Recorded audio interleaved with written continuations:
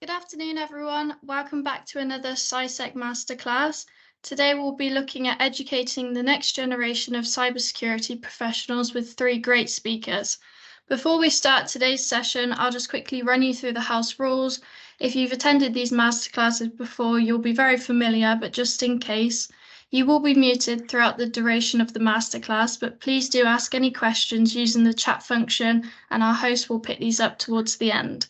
Hopefully you won't experience any issues today, but if you do, please email support@ciisec.org and a member of the team will be able to help you. I'll now hand you over to today's host for the masterclass and to introduce today's speakers, Katie Watson, who is the development lead for CIISec. Over to you, Katie. Hello, everyone. Thank you for joining us. We hope you find this session very insightful. I'm not going to waste too much of your time talking myself. I'm going to hand over quite quickly, but the three speakers we have today, we've got Kevin Streeter, we've got Benoit Hendricks, and we've got Ivo. So without further ado, I'm going to hand over to Kevin, who's going to kick the session off. Thank you very much, Katie, and good afternoon to everybody. I will just start sharing my slides and then do a brief introduction. Okay. So my name's Kevin Streeter, Vice President at ForgeRock, which is a digital identity and access management company. And I'm also a member of the CIISec board. And I've been involved in cybersecurity and identity management specifically for the best part of 25 years. So, but always interested in skills. And that is my focus area, both day to day and also how in the work that I do with Katie and the team and the CIISec organisation. Just a brief introduction to Ivo and Benoit. If you'd like to just do a quick introduction to yourself and then we'll get started. Yes, hi. Nice to be here today with everyone.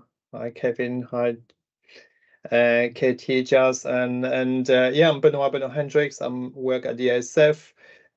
We also work with CIISec on the ADP program, and that's what we're going to cover more specifically just after Kevin. And I'll give a longer intro when I start after Kevin. Ivo. Hello, everyone. I'm Ivo. I'm also the ISF, so I work with Benoit, and I'm the Global Relationship Manager there at this point. And again, I'll talk a little bit more once we start our portion of the session as well. Thank you, Kevin. Great. Thank you very much. So in the first part of the presentation, I'm going to really talk about some of the principles and the things that I've learned over the years about educating the next generation of cybersecurity professionals. Been involved in many programs over the years, and there are some real core principles, and hopefully you'll get some of that as I go through my slides.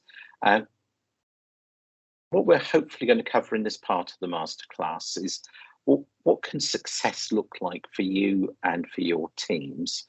How can you make sure that your teams are really successful? And success is often a byproduct of being able to develop and take on new skills and being able to develop your own knowledge, but also the practice that you're involved in.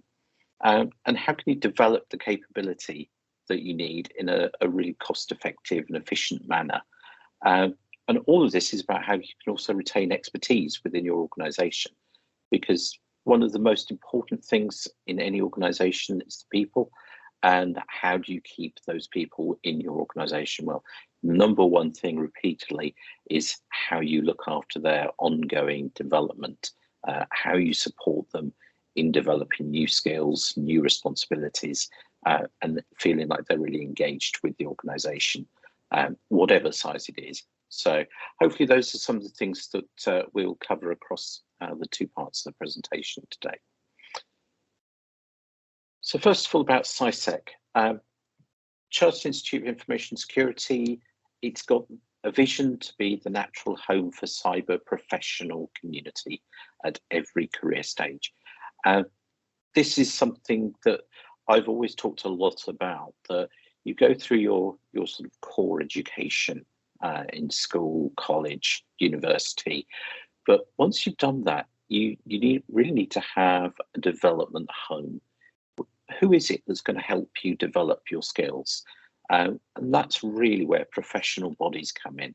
So I've been a big advocate of professional bodies for many years. And the core to professional bodies is to help people develop. So there's a lot of activity focused around development, recognition, and success. And these are the three pillars that are most important. Development, you need to have means to develop. You need to have roadmaps to understand how you can develop.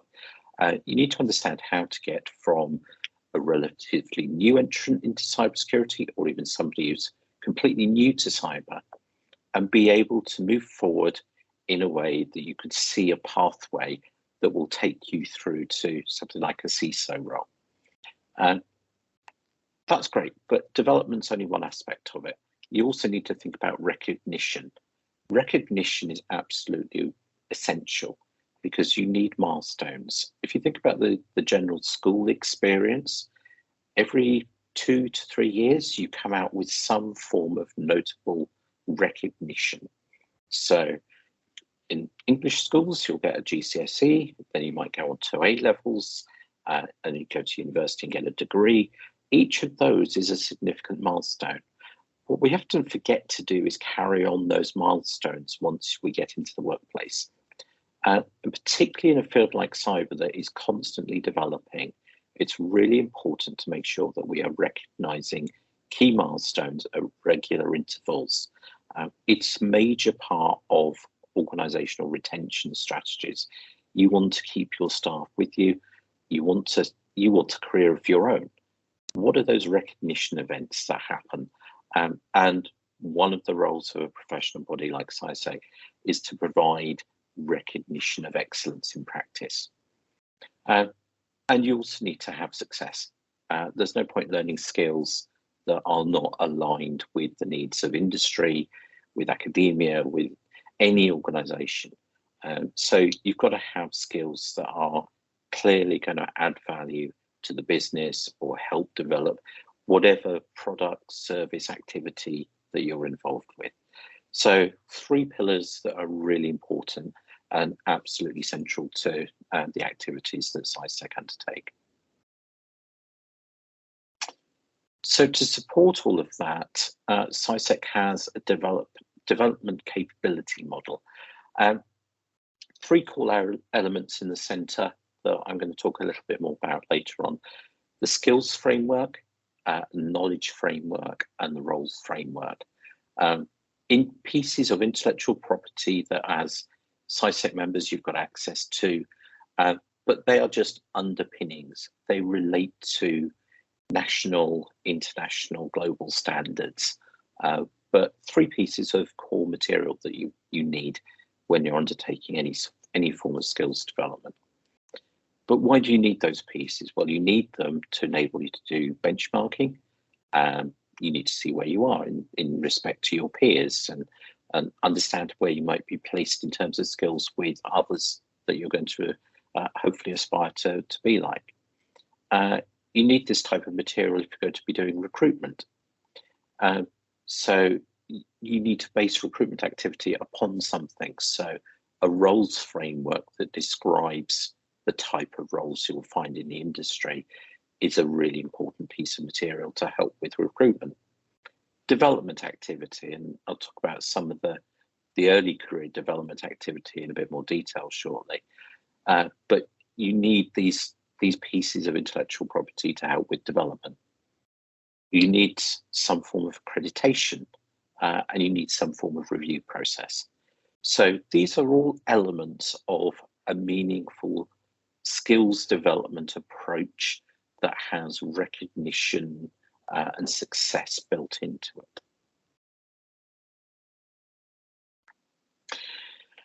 So in terms of supporting career development, here's a sort of a summary of all the various programs that CIISec have at the moment in the form of a sort of a ladder as you go up. And I'm going to talk about some of these activities, and then Ivo and Benoit are going to talk particularly about the Associate Development Programme in the second half of this masterclass. So the first thing is an entry into the industry. Now, there's a programme that we run at CIISec called the Cyber EPQ. I'll talk a bit more about that shortly, but it's to get people who are still at school involved in cyber and get some recognition and get some success and start engaging with the industry. There's also apprenticeships. So we have an apprenticeship development program. These allow people to come in at early levels of professional body recognition. So they could be recognised as a student member, an affiliate member, an accredited affiliate, an associate. These are junior practitioners, people starting on their journey into cybersecurity. Once you're more mature and developed and you're sort of starting to gain some experience, then what's the next step? Well, that's starting to become a full member. And there's the full member development program that allows people to sort of recognize where their strengths are, look at some of the key skills for moving up in an organization. And the recognition for that comes in the form of becoming a full member of CIISec. Then beyond that, you can start going through the charter stage, and this is still very much an activity that's in development, working with the UK Cybersecurity Council. This goes beyond just the full membership, starting to get recognised as being a true specialist in the industry. And then finally, at the sort of peak of your career, it's fellowship. So this is when you start becoming recognised as a leader in the profession, as somebody who is very authoritative on the subject of cybersecurity. You can see in this journey, you could easily see somebody come in from the cyber EPQ, doing something in school, and you can see a pathway that goes all the way through to CISO level and full fellowship. So this is the type of direction that when people are looking at skills development and understanding skills domain, this is the type of program that an individual and an organization should be looking at and taking elements of this to put into their own programs. This just puts a bit more depth on some of those topics. We're hoping to get this up onto the CIISec website very soon, but it describes really quite specifically how you can progress through each of these stages. And if you have a look at the bottom left, there's an underpinning accreditation framework that says you want to start as an associate, move through to a full member, and then become a fellow. How do you do that? What programs are available?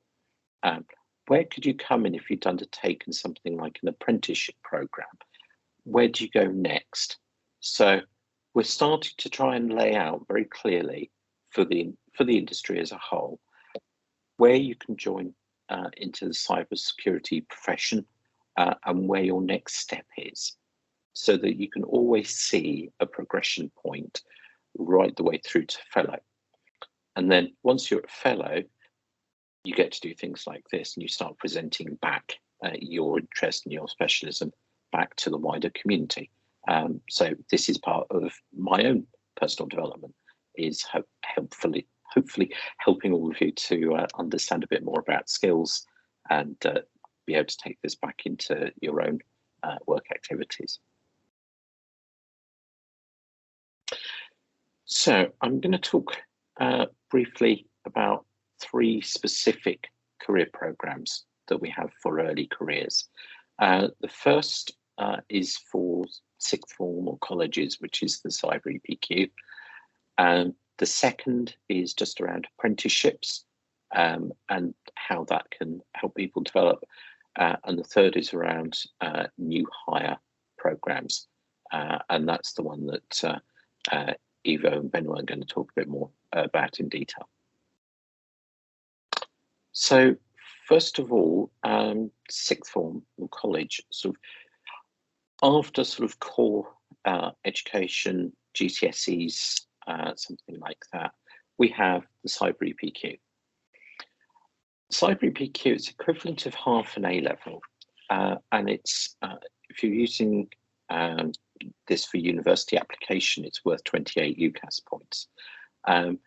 It's a talk program where the first 10 weeks are a core set of modules around all of the principal areas of cybersecurity. And it's written particularly from a beginner's point of view. It's assuming that you know very little about cybersecurity, and this is your first dip into cybersecurity as an interest area. It's really good for understanding if this is something that you would like to be involved with longer term. We've seen a lot of students come on this program over the years it's been running who have found out they've got a real deep interest in something like cryptography. We've also found people who've got a deep interest in law, and they found that they've got a specialism that they're really interested in around cyber law. Lots of people have identified areas that they want to go on and develop as they go to university or into the workplace. It can be completed over 1 to 2 years, and people can start from mid-June. For those that aren't in a school context, it can also be studied as an independent offering. And if that's the case, then CIISec provides full support for the student through having supervisors available. So if you just see on the bottom of the slide, I've put the different areas that could be covered, that are covered in the program. And it's a pretty wide breadth of things that are core to cybersecurity, but fantastic way to get people started. And one of the areas that we're really looking at a lot more now is this is a great way in for people who are career changers. They may have spent 20 years in a related discipline like the police force and want to get started in cybersecurity. And this is an absolutely great program to allow people to do that. So I hope this might work. Let's see.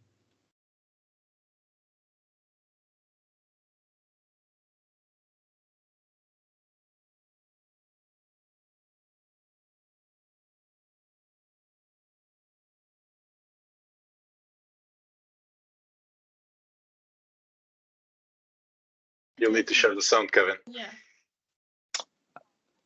Okay.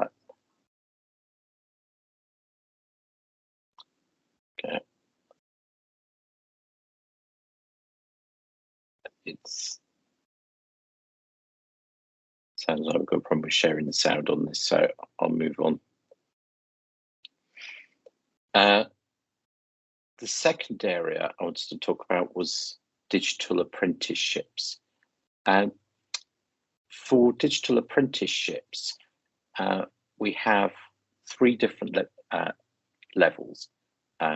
These again are entry points into the cybersecurity profession. The first one is technical, what we call technical occupations. So somebody who's just come out of school, finished their first level qualifications like GCSEs, and want to get started in the workplace with a job. And this is where you have apprenticeships like cybersecurity technician. What's great about this is it's part of a progression pathway. And this is very much a theme that keeps coming up, is you need to be able to map out progression for people, no matter where they come into the industry, whether it's a career changer or somebody that's new out of school. They want to see progression. They want to see a development option. So in the apprenticeships, at the first level, we have cybersecurity technician. Then we can move on to cybersecurity technologist, which starts breaking into some specialist areas. So things like defender and responder, which is really your pen test type specialist, risk analyst, or a security engineer. And then from there, you can then go up to degree apprenticeships, which is cybersecurity professional, is in the pathway for that. And currently we're developing a digital forensics pathway, so that if you want to get into digital forensics, apprenticeships will be another really good vehicle to get into that domain. What's important about that is it still links back to levels of professional membership. So as you go through these apprenticeships, so the cybersecurity technician automatically gives you eligibility to become an accredited affiliate of CIISec. And that gives you the fast track to be able to become an associate.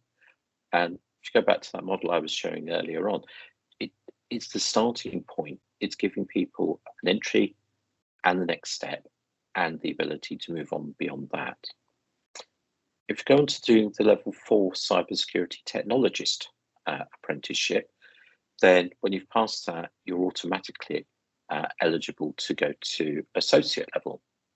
And then you can go on a fast track to becoming a full member, because you've already gained a lot of foundational knowledge of cybersecurity and you're ready to accelerate your career further on. And then degree apprenticeship level is cybersecurity technical professional, and you're again automatically eligible for associate, and you can move to the fast track to full member after 1 year. So again, it's accelerating your career. It's getting you to being a successful cybersecurity specialist in a meaningful amount of time. And then we have the CIISec apprenticeship program that supports the learning of apprentices. So apprenticeships are a very prescribed set of skills and knowledge areas that you need to study, but that doesn't tell you everything about the cybersecurity profession. So what we've done is wrap around it an apprenticeship program that explores the whole of the CIISec skills framework. And you can see that across the 11 sessions that run in the CAP program, we really cover everything that you would expect to see in an operational security environment.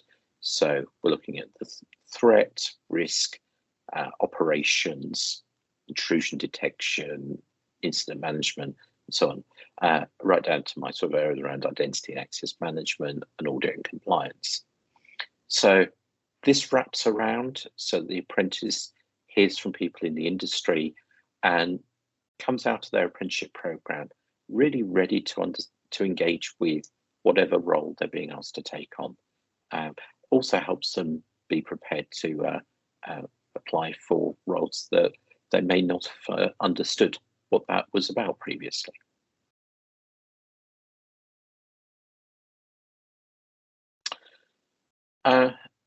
So third area, the full member development program. As we're going up this ladder, we're now coming to people who've started to get 1 or 2 years into their first role in cyber, and now they're looking to be able to develop into being a full member of CIISec. So this is a relatively new program that we just started running over the last month, and the structure that we put together for this is very much based on sort of things that you need to know to become sort of the next level in the profession. I would suggest that most people go through 3 distinct career phases. There's those that you come into the industry with, that's sort of where you'll spend your first 2-3 years gaining your core skill set.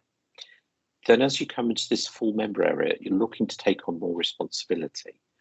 That doesn't necessarily mean you're going to take on more technical responsibility because you already know the domain reasonably well. It does mean that you're going to take on things like engaging with senior stakeholders, taking on technical leadership. So that the full member development program is really focused on those types of activities where we're trying to help people prepare to be a full member of the Institute. And as you can see from the titles we've got here, a lot of it is about moving from being a team member to a team leader, managing resources, operational topics, working at a more senior corporate level, looking at how you do things like implementing security, privacy and ethics programs, and then taking responsibility for your own skills development. So finally, in this section, I'm going to talk about some of the tools that are available. First thing that's available are the ABC guides. Again, if you go to the CIISec website, you'll be able to see some of these. The ABC guides are really guides for senior people to help them understand cybersecurity. They're things that you can use with senior members of your organizations. So the ABC guides give you some really clear guidance. We do have one now on apprenticeships as well, to help organizations understand why apprenticeships matter and how you can engage with them. We have mappings available to different skills frameworks. So within an organization, you'll often find that people have an understanding of different skills frameworks like NIST, NICE, the SAFIR framework. So we've mapped the CIISec skills and knowledge frameworks to those other frameworks. These are all useful tools to help when engaging with career development. And there's the quarterly Pulse magazine that everyone that's a member of CIISec should receive on a quarterly basis. But this is what I was talking about at the beginning, the skills framework. All of this activity I've talked about is based around these 6 skill levels. And whenever you're thinking about your own career or anyone in your organization, what their career development looks like, this is a really good model to start looking at in terms of where is somebody in terms of their current level and where would they like to get to next.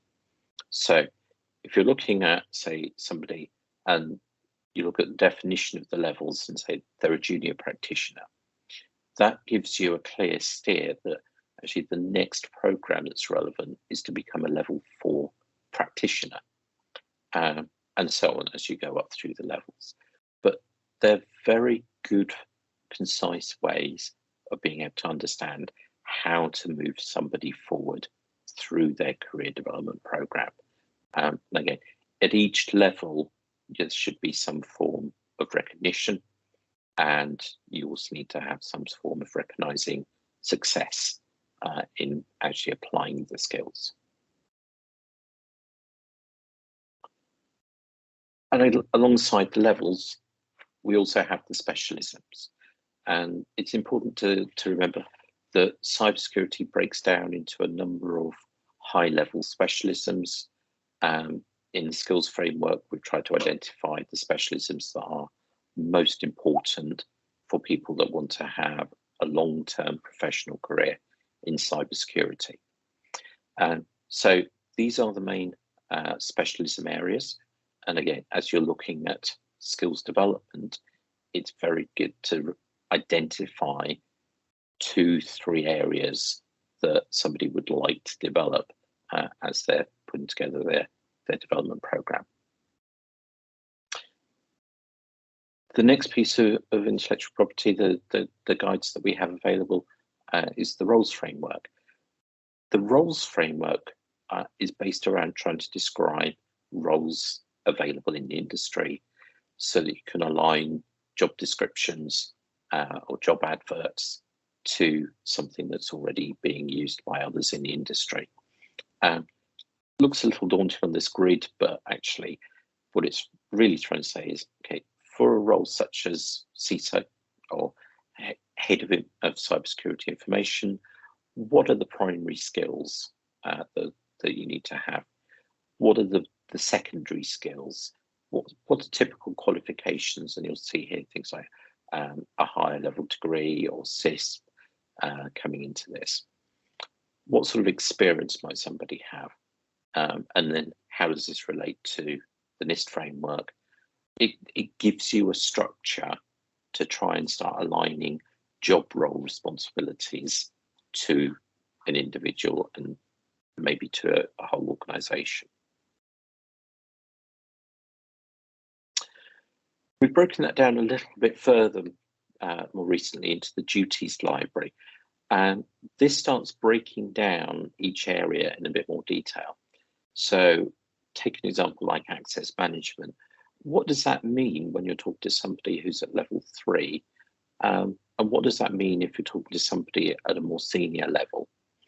And it's a really good way to say, okay, if you'd like to undertake a skills development activity to move you from being level 5 in access management to level 6 in access management, what are the differences? What are the things that you need to focus on in order to make that development possible? So the duties library has been laid out to try and help with those types of discussions, so that both yourself as an individual interested in career development, but also as other people trying to help facilitate skills development, you've got a really useful library of clear statements that you can follow in order to put together development programs.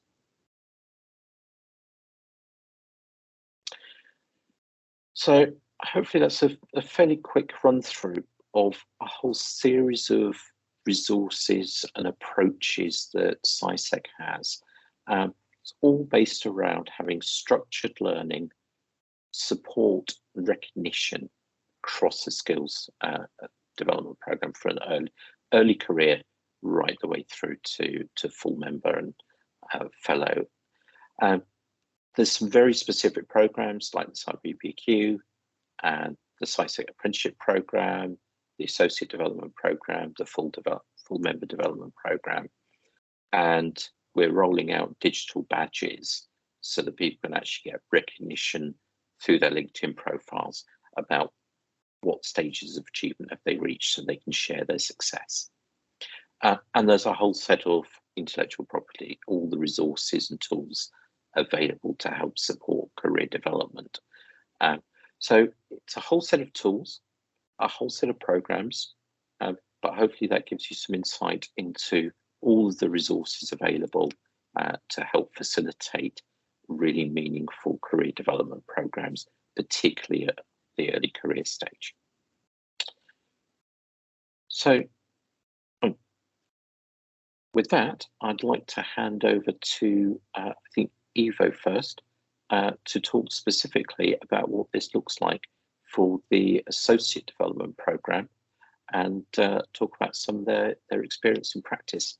So Ivo, Benoit, I'd like to hand over to you for the second part of the presentation. Yes, thank you, Kevin. I can see we have a few questions in the chat. I guess we'll take them at the end unless we want to take as we hand over.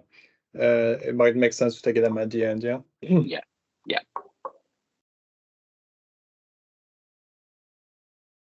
So got a few slides as well to start sharing.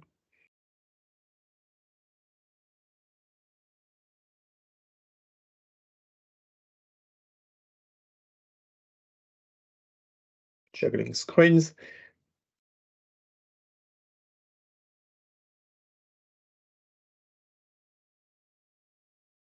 There we are. Yep, there you are.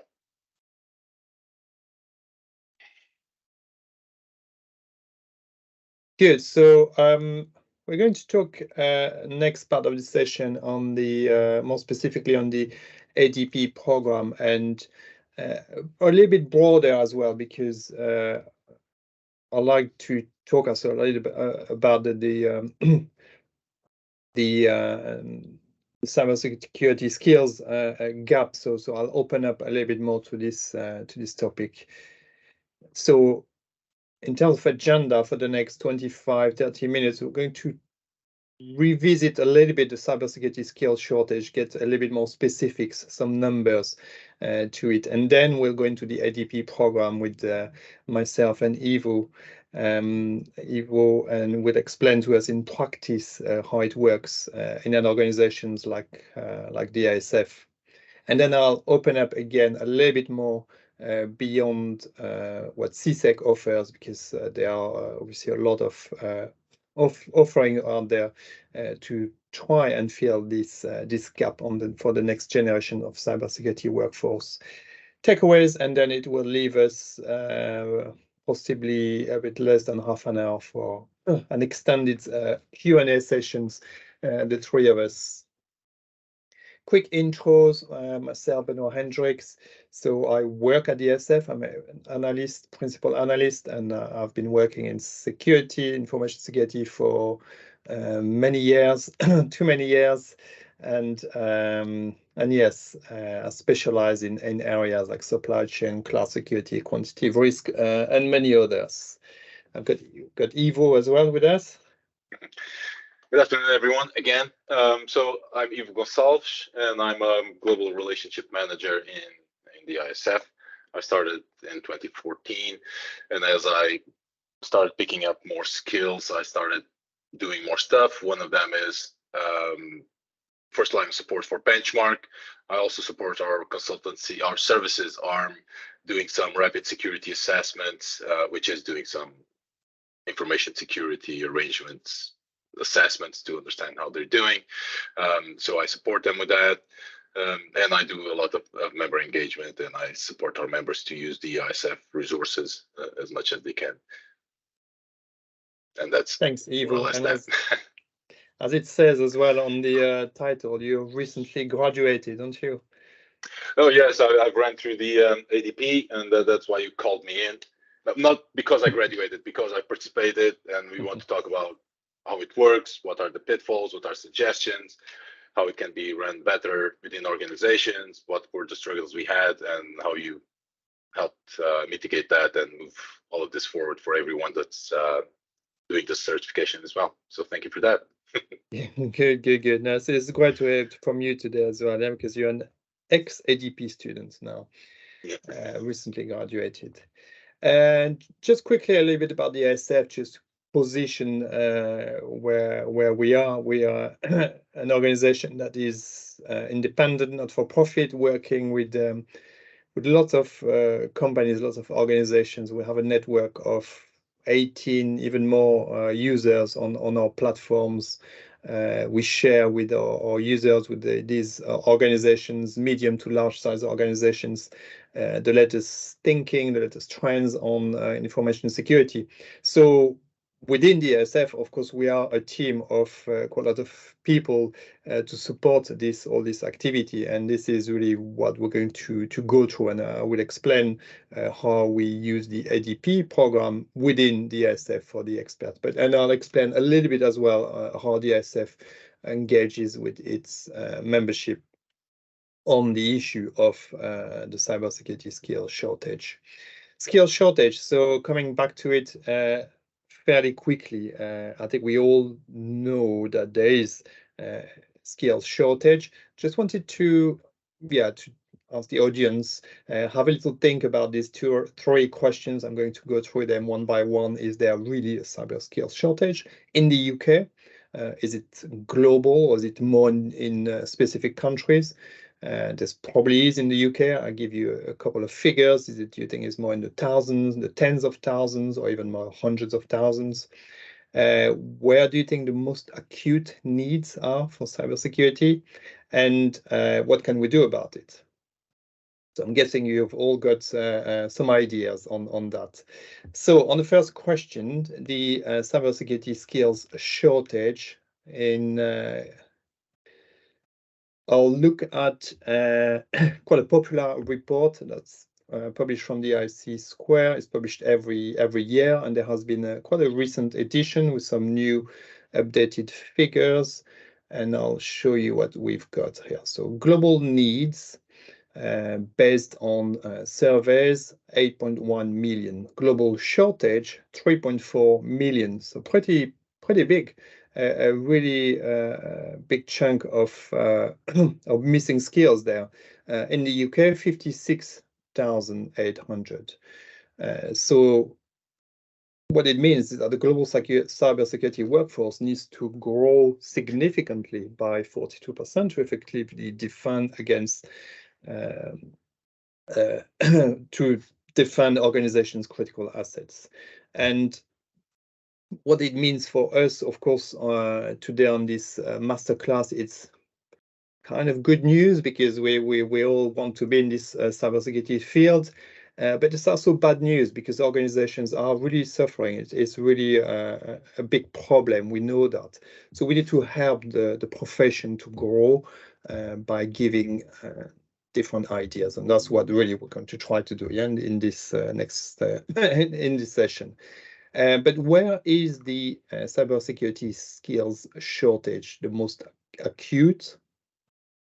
You will probably know by now that it's in kind of what we call typically technical skills or basic skills, and that's a lot based on smaller to medium-sized organizations who are struggling to find the necessary skills to do tasks such as configuring properly a firewall, removing malware, and more broadly storing personal data securely. But there's more to it. It's not just about what we call the typical technical skills. It's also about communication, leadership, management, and we've touched on that earlier on when we talk with CIISec and the something like the FDP coming soon, or well, just started to educate the next generation of cybersecurity professionals. We need to look at, on one hand, technical kind of skills, but also more than that, communication, leadership, management. So that's from another survey, UK Gov Cybersecurity Skills in the UK Labour Market 2022. Another very interesting survey. So what can we do about this cyber skills shortage? Several things. The typical classical things are about training, trying to recruit new staff. It's not easy in this in this market for organizations to find new staff with such a big gap. Investing in certifications, and one of those thing mentioned as well is establishing a mentorship program, and I see pretty much ADP falling into this category. It's also about training your staff, but it's a lot about the mentorship aspect of the program. I'm a mentor of the ADP in the I've been mentoring Evo, and I'm still mentoring some of the current students we have. So it really relies on more experienced professionals to help the either younger one or the newer one, or those who want to change profession, move into cyber, to evolve through this ADP program with their mentors. Positive note is cyber professionals are generally happy about being in this profession and is satisfied or extremely satisfied in their current role. I know sometimes when I show this figure, it makes smile some people who might be in incidents, or it can be quite tense at times, but overall, it's a great profession to be in. I have been in this profession for many years, and I think it's extremely diverse. It keeps you learning constantly, so it's yeah, it's great to be in cybersecurity. So focusing a little bit more on the ADP, the Associate Development Program. I'll just give 2 or 3 slides. There's a lot of information, of course, from CIISec on the more technical technicalities of the Associate Development Program. But as we saw in a different format with Kevin, you go through different stages with CIISec, and then ADP is the one that is here. You get to go to the you can obtain this badge of associate, ACIIS, when you do your you go through the ADP program. And the ADP program takes you through all the skills framework, the CIISec skills framework, which we have adopted at the SF, and we're trying to, it's a great framework when you do the assessment for every new joiners or everyone who's interested in looking at this, to see where your skills are, and when you're at a more senior level, you can see in your teams where your skills are more than others, because yeah, no one has all the skills in every single areas of this framework. It's quite hard. You can not be an expert in every single one of them. So it's good to see where everyone positions themselves. And then for the ADP, you will also look at choosing your preferred areas, because you will need to attend a level 4 practitioner for one of them, and a couple of level 3s, and then level 2s. So you will need to choose which one is the the one that is most appealing, or the one that you are actually working in, and that's how it works. ADP in practice, viewpoint from an ex-student, recently graduate, Ivo. Hello again, everyone. So this is just a breakdown of going through the ADP certification. Doesn't really talk about how much effort is involved at this point, but to go through the ADP, you have the monthly sessions. So there, every month there's a session on a topic, which I suggest you should join. You can attend them on demand as well, or you can review them on demand. But if you attend them live, then you have Q&A as well, and you can start developing the knowledge there if you're not as familiar with the topic as well. There's also suggested reading that you can take from those. So pick up the ones that you feel it's best suited for you if you want to improve that. In the ISF, once Benoit picked it up, we started running ADP mentoring sessions as well every month, usually a week after the ADP session, so we could discuss the topic at hand. Because we were the students, I mean, we were not familiar with some of the topics. Some of us had more struggles with understanding it, some less, some knew more. So the mentors have a pivotal role here. And we understood that right from when Benoit picked it up, because at this point I was already on almost at the end of my certification. So I had already a year and something doing the ADP program. And there were some gaps that Benoit came to fill because the mentors, but I'll talk about that on the next slide. But these are really crucial. We discussed the topic at hand.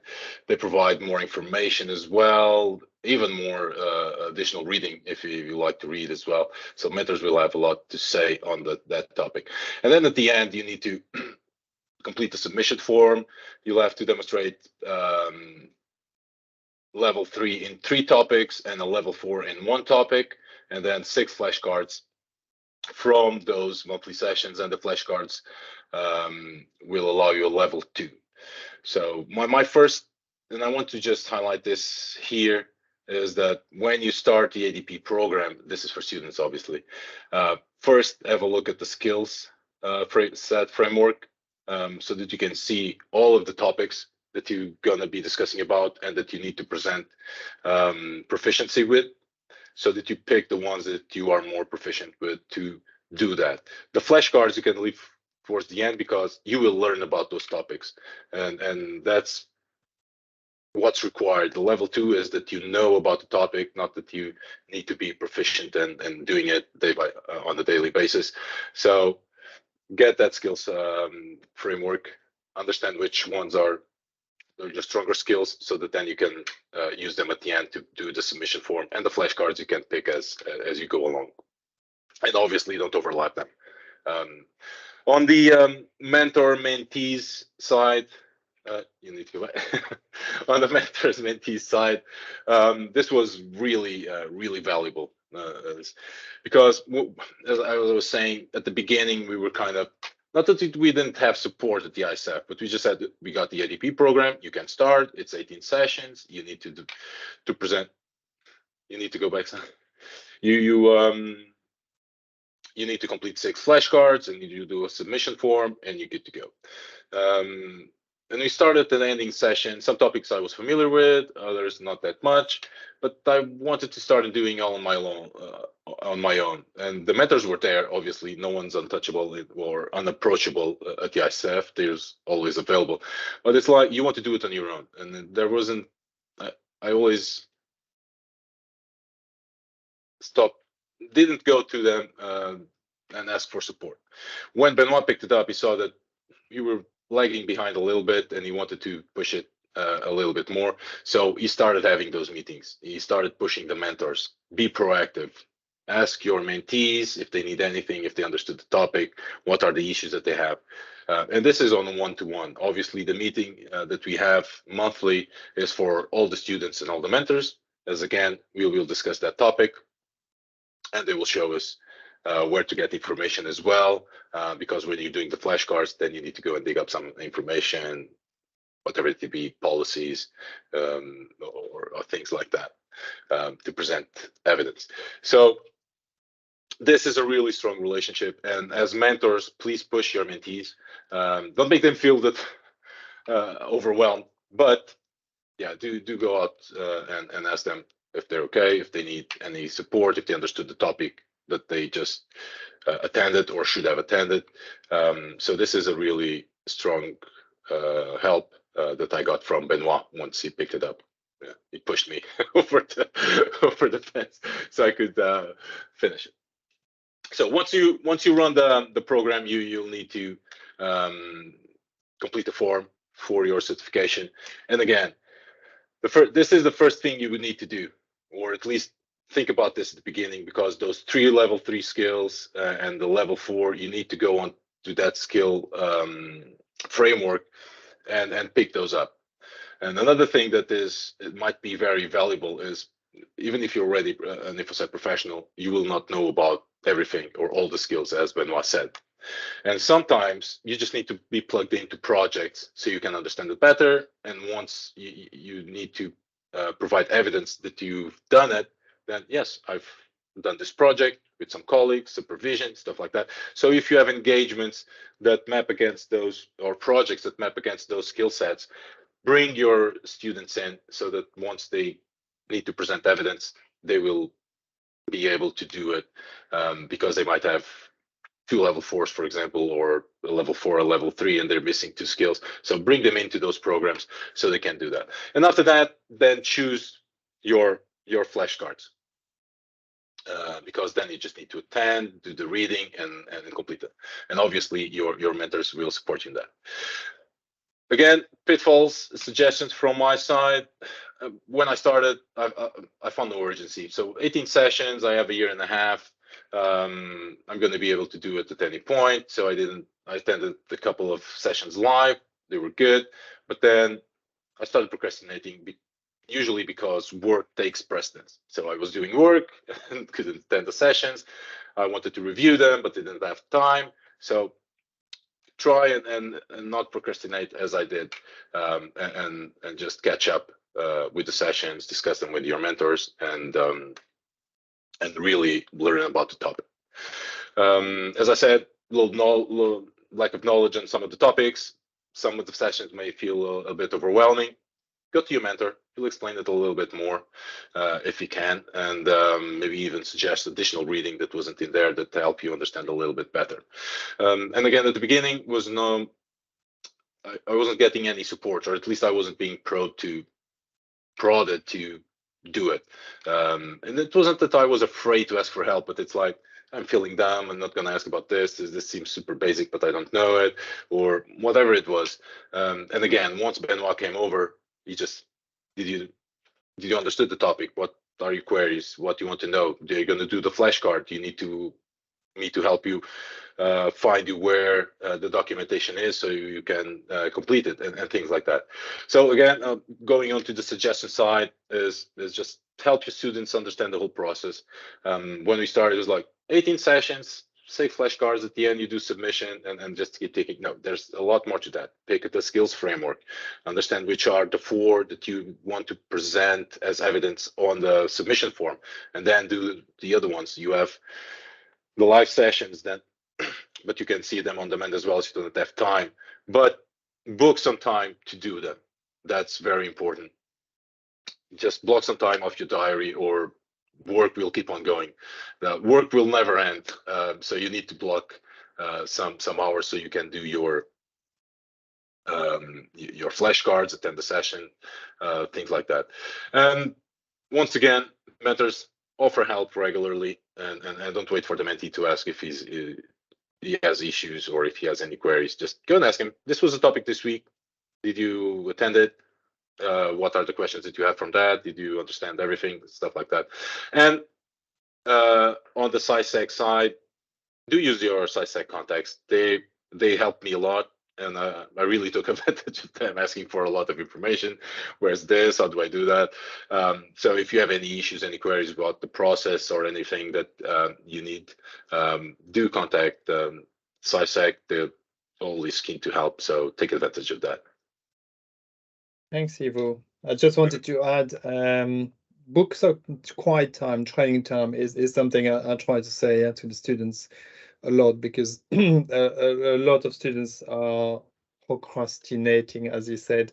They think they're going to catch up on the next webinar, and then they miss it, and then catch up the next one, and then when it comes to the submission, it gets quite hard. So try to get some buy-in as well from your HR teams if you can, to book some official training time in your diary. That's again something else we try to do a little bit at the SF, but really make some time to do this every month. We did try to estimate that, Ivo. Yeah, every month you should be looking at. It was every month about 5-10 hours, maybe 2 to 3 hours for a flashcard. But obviously you don't need 5-10 hours every month for all the topics. It's but on average, if you want to do it properly, you want to put some time into it. Like Ivo said, there's some suggested reading as well on the flashcards. Good. Thanks, Ivo. We'll come back to you. I see some interesting questions. I think we'll come back. We're nearly finished. Just want to say, yeah, what next? Full membership FDP program. I think we'll hear more from CIISec in the near future on that, but I know it has already started. Educating next generation cybersecurity professionals. At the SF, we do other things as well than looking at the ADP program, and so we help the organizations who are part of the SF. So we publish quite a lot of research on what we call human-centered security, looking at the psychological theories behind risks and responding to incidents. And of course, it's broader than just the cybersecurity workforce. But it's equally important because I think that by having good, strong training and awareness programs in organizations, first of all, it educates everyone a little bit more into cyber, but it also can give some new hires. It can incentivize some people who might not have thought about cybersecurity as their next career, but who want to change careers. In human-centered security, we look at the 6 aspects: intrinsic and extrinsic. And again, you'll find a mix of proficiency, so technical skills. You have to learn some of the hard skills, how to do networking if that's what you want to do, operations, or how to do risk assessments or security governance. And equally, you have to learn the skills of leadership and communication. They're extremely important for cybersecurity. We also train our members with things like risk practitioners. I don't know if you want to say a very quick word on that, Ivo.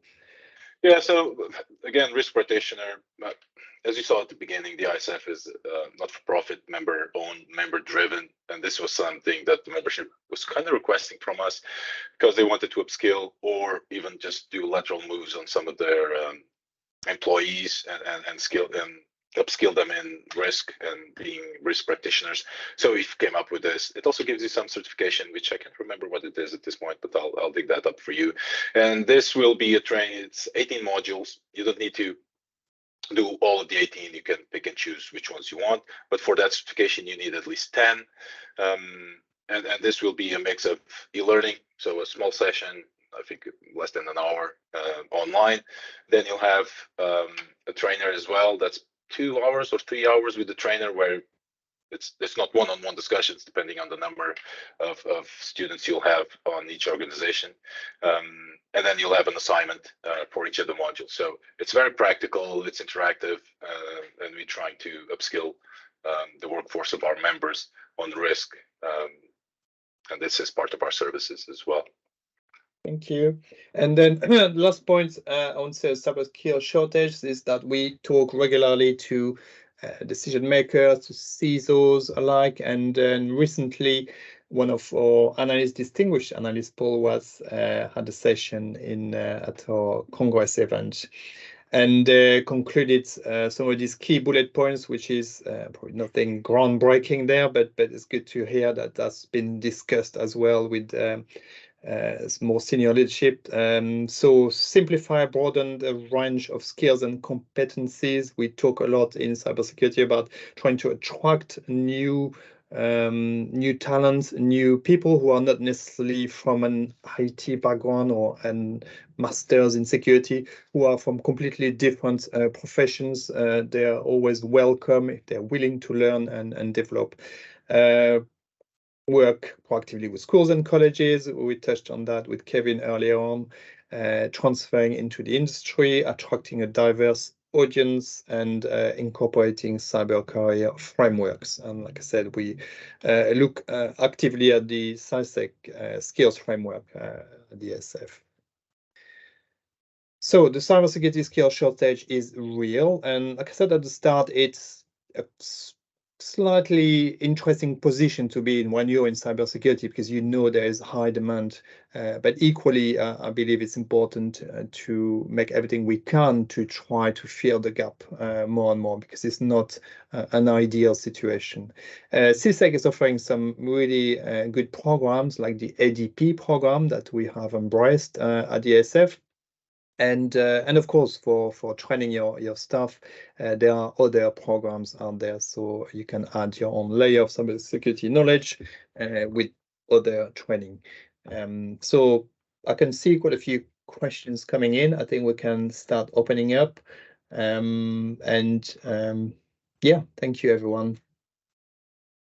Perfect. So yeah, we've had quite a lot of activity in the chat. So I'm going to run through these. I'll run through them from what I believe was messaged in Kevin's presentation and then onto your guys, Benoit and Ivo. But by all means, if you have an answer as well to any question, just chip in, because conversation is the best way to go. So first one, what would you advise for people who are aiming for a career change into cyber?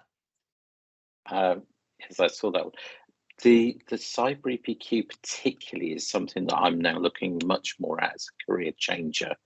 We're calling it Cyber EPQ Head Start.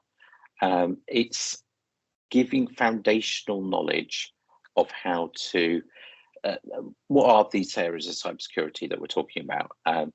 Benoit and Ivo have talked about it as well in the structure of the ADP.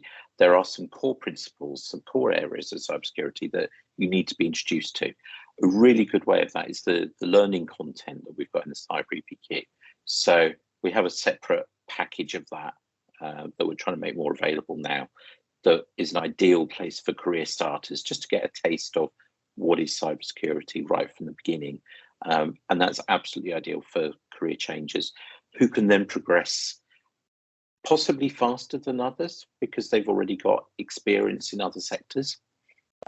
But that's the starting point. So watch out for a bit more on that, because that's certainly an area that I know on the CIISec side we're quite keen to follow up on. Perfect, thank you. So this person says, hi, I have completed an NCSC accredited master's degree in information security and I'm Security Plus certified. What level does that put me in and how does the fast track apply to me? Thank you. I was just looking at the table. I think, Katie, you might be able to suggest as well, but I think this would bring you in at associate and then be ready to go straight on to the full member development program.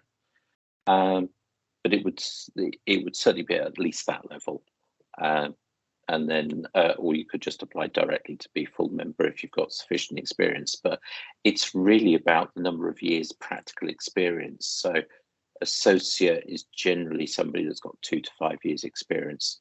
Full member is much more likely somebody who's got 5 to 10 years experience in the industry. So probably somewhere around the associate level in CIISec's structure. Perfect. Okay, thank you. This person says, I would like to see a more vocational path through the CIISec development levels as I'm not in a full-time IT security role. I'd actually say the majority of what I certainly covered in my area is quite vocational. It's not based on any specific academic learning. It's much more about what have you had access to, and a bit like Eva was talking about, it's practical experience. Understand a bit of learning, get a bit of knowledge on something like the ADP from somebody that's working in the industry, and then see how that relates to what you've had the ability to look at. So I'd say it's actually largely designed with vocational in mind, much more than any sort of academic path. So I think everything does work. Eva or Benoit, do you want anything to that? I think the point is also that it helps if you have so some form of exposure to an security department or security field, yeah. And of course, working like at the SF, it helps, yeah. Without by default, you can learn from some of the experts there, and that's what Ivo you did, yeah. Yeah, that was exactly it. Just learning a little bit more. Then I was plugged into some projects in the past, which helped me out quite a lot. But we understand that you just need the experience on some of the areas, and it's just a matter of, can I do this project with you guys, and just be plugged into that. But then equally, if you're not at all, if you work in a large organization, you're in marketing or in sales, and suddenly you think, oh, I want to become a cyber expert, then yes, then maybe that verges more onto what you mentioned, Kevin, the cyber APQ. Yeah. Yeah, that's the thing. So I guess ADP is more geared towards those who already are in a little bit of exposure to security. Yeah. Okay, perfect. Thank you. This one says AI, LLMs in particular, are radically changing the roles which will be available in IT and cybersecurity in the midterm by eroding the need for some tasks or those which are easy to automate. How do this framework and associated skill sets need to change to equip workers, especially entry-level roles, with the knowledge and experience they need to be successful in the next few years? Right, you want to say that? We're about to embark on a piece of research on the AI. I can say that we've done some research 2 or 3 years ago. I can honestly say that it's not there yet. I mean, we are not obviously completely oblivious to the fact that there's a lot of talk on AI, but at the moment, yeah, the frameworks for education are what they are, and they will evolve and naturally. But yeah, that's my best answer for that. Mine's not dissimilar. I think that we're still at an early stage of evolution. That yes, some roles will change, but they've always changed in cyber. Certainly from when I came into the cyber industry 25 years ago, the roles are so different today from what they were then. It's constantly changing. I think the importance is for organizations, particularly like CIISec with skills frameworks, we're needing to stay up to date. Needing to listen to sort of some of the research and findings from people like ISF, and looking at what's going on in the industry, keeping everything current and making sure that we stay up to date with the changes. But yes, there will be changes in roles. Some of the entry level people driven tasks at the moment could easily become more automated and AI applied. But that just means we'll move to another level of skills that some of which we might only just be contemplating at the moment. So things change. I think AI is just another evolution. Okay, perfect. Thank you. It looks like there's been a little conversation going on in the chat. So for the sake of time, I'm going to go through and read out the ones that have the questions in. So this one says, RE skills shortage, the data is very flawed. Which roles have been defined properly and are fit for purpose? How many of the roles advertised are against market rates on salary? What is defined as a non-cybersecurity role versus cyber? Always take the numbers with a big pinch of salt. Yes, of course. And I did look at different surveys, and that's why in my slides I put 2 different surveys out there to see how the numbers can reconcile. Surveys are based on declarations, declarative basis, yeah, interview based, and I mean it's our role as well as at ESF, yeah, to look at the best, the most interesting surveys. So IC Square publishes this for many years. It's quite a well respected service. It is not perfect. There's no doubt it's not perfect. I did put the figure of 8.1 million. Even I do not believe there's an exact figure of the exact number of cybersecurity professionals needed, but it gives some ideas. Trends are very interesting. I did see the trend growing again year on year. From last year, the cybersecurity skill shortage is still growing, and it's quite a trend, a noticeable trend. Yes, that's how I would say it. So I think surveys are still useful. They are to take with pinch of salt. Look at who's filled it in, and then compare with other surveys. Okay, thank you. I think I might be able to take this next one. This one says, it's a pity that ADP is linked to corporate membership of a company that you work for. Can you offer a private member route as well?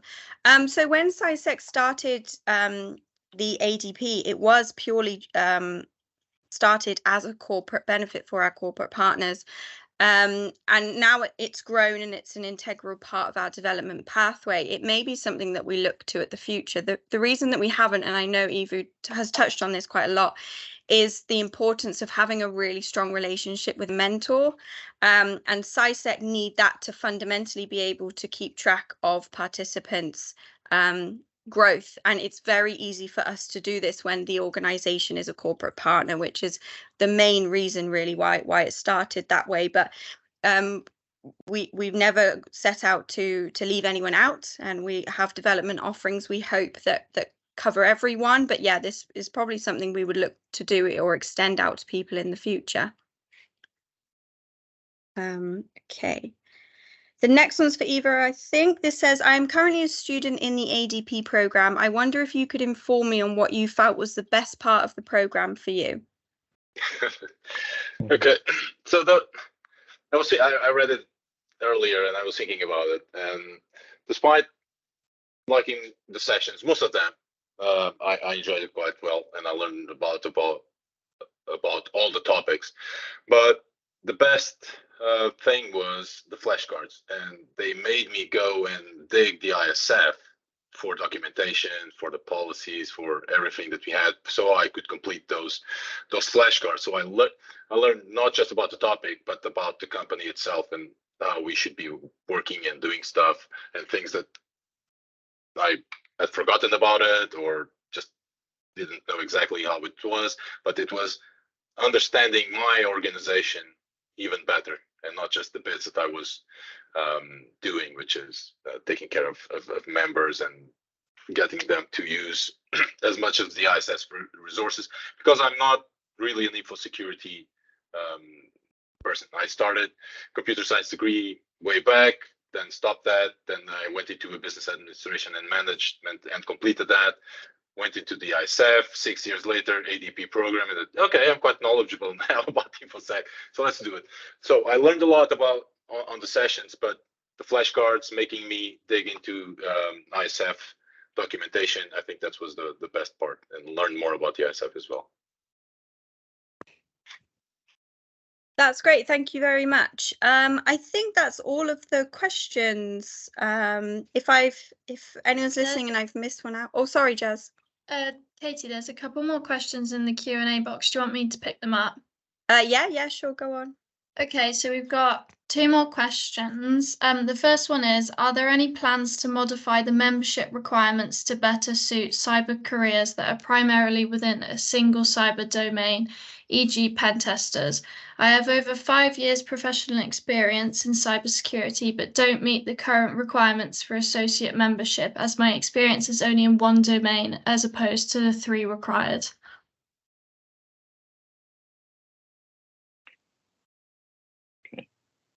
Good feedback, thank you.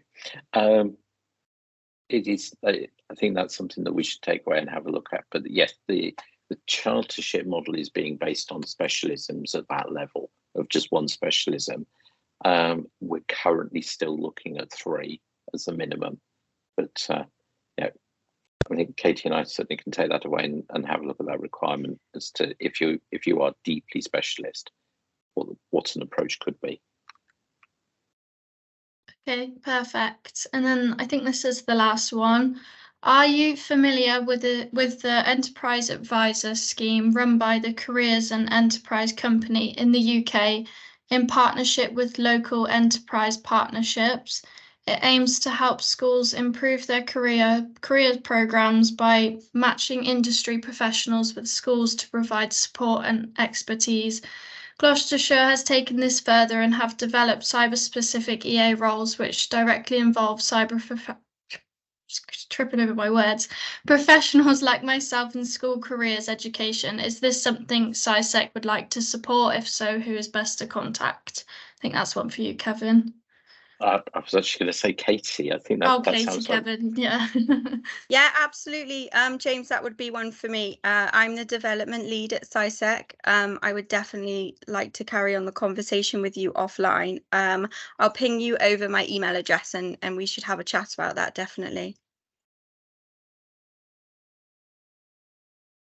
I think that's all of the questions, unless there's anyone else. Don't think so. So we'll wrap it up here. Thank you, Ivo, Benoit, and Kevin for joining us today, and thank you to all the attendees for joining. This recording will be available in the next couple of days, and we'll see you at the next one.